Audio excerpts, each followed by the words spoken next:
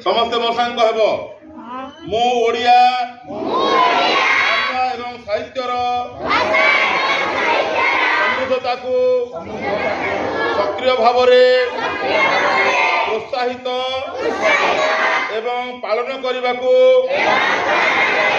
प्रतिज्ञा करुछि। दैनंदिन जीवन मातृभाषा व्यवहार करी अन्य मानकु मोर भाषा सह परिचित कराइबी।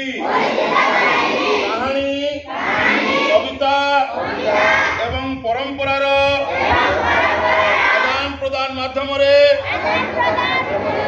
आम राज्य तथा राज्य बाहर ओडिया भाषा साहित्यर प्रसार एवं प्रचार रे सहयोग करिबी।